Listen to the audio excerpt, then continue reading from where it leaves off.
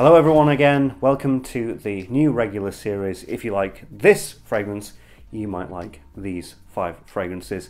It's a recommendation orientated show helping you to further your fragrance journey. This is Dior Homme Intense. It's not the new version, it's the classic version.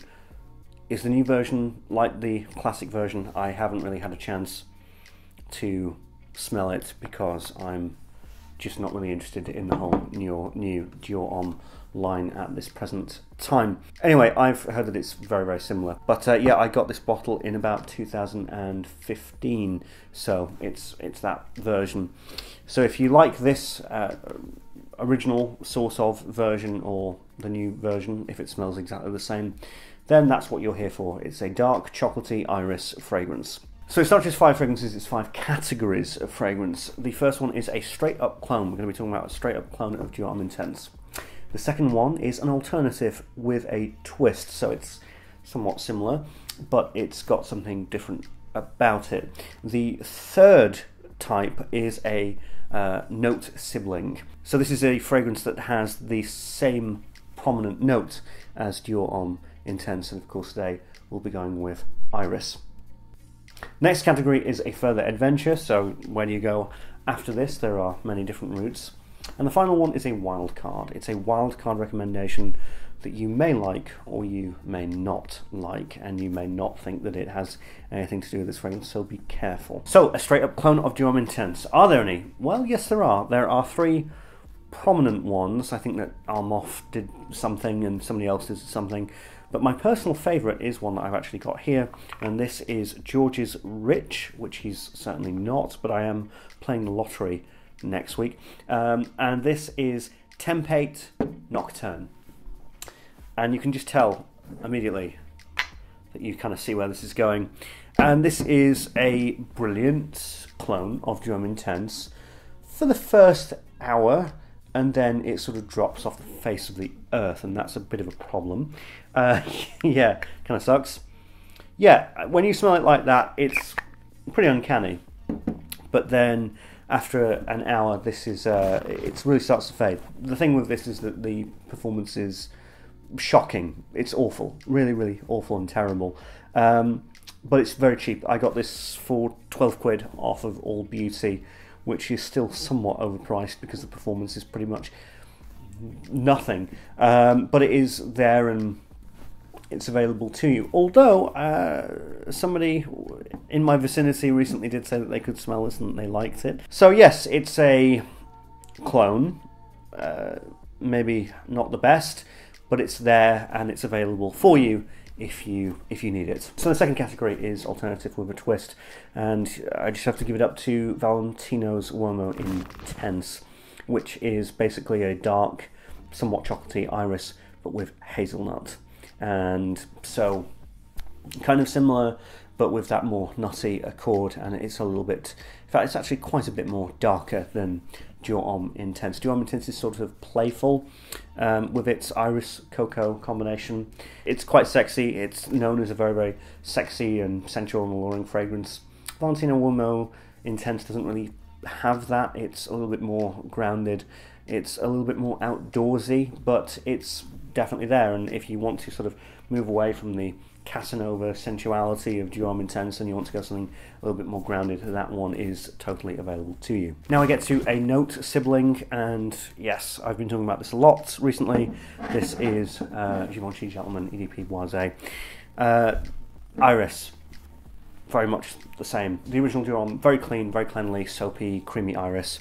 This one is a little bit more woodier. It has to be to go with that cocoa. And this one is, as I've referenced recently, sort of pencil sharpener shaving-ish. Yeah, this smells like the shavings of a pencil after you put it through a pencil sharpener. That's the iris working with the woody, ambery elements of this fragrance. As I said, this reminds me of D&G The One EDP, but with that woody, pencil sharpenery iris over it. But there are similarities in tone, there are similarities in vibe, and this one is maybe not as sensual as this one, far from it, but they still have the similar confidence.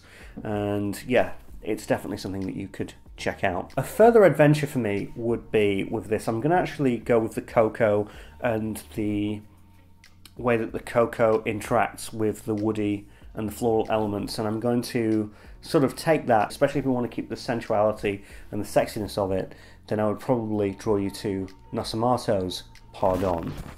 Nosomato's Pardon has that chocolatey cocoa thing that Dior Homme Intense has, but more specifically it has the mature element of it. It doesn't smell like, you know, juvenile chocolate sweets or chocolate bars or anything like that. It's a very defined sort of cocoa, more like a Bournville cocoa powder that's in here, and that also relates to Pardon, which has got oud and many different woody elements as well. So I would say that it's even more maybe mature than Dior Homme Intense.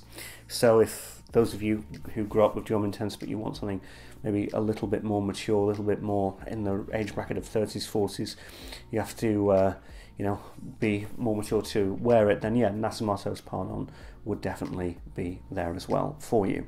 Another wild card. This isn't maybe the wildest of wild cards, but it's certainly a departure from what Dior Homme Intense does. One of the things with Dior Homme Intense is that it's not the most sweetest fragrance, even though it's got notes in it that should really be making it sweet. It's actually very toned down.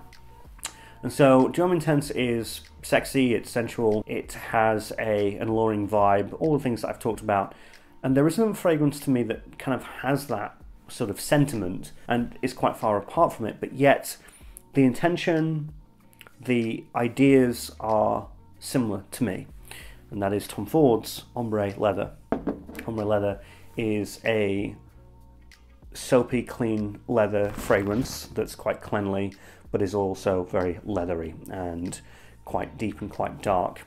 And of course, some people are not fans of it, but it works very well in the cold. It has a sexy, confident attitude, again, similar to this. So even though the smells aren't similar, their ideas and their tones are strikingly similar. But again, it's a wild card. You might like it, you might not. And so there you have it. Those are my 5 recommendations of fragrances that you might like if you do really enjoy Dior Homme Intense, which is still quite the classic. Anyway, thanks so much for watching on The Fragrance Press, and if you did enjoy this video, there's going to be tons more in this series. We've got a lot planned. So hit subscribe and that notification bell, and you'll be notified every time I upload, and you'll never miss an episode of this series. Thanks so much on The Fragrance Press. I'll see you again. Bye.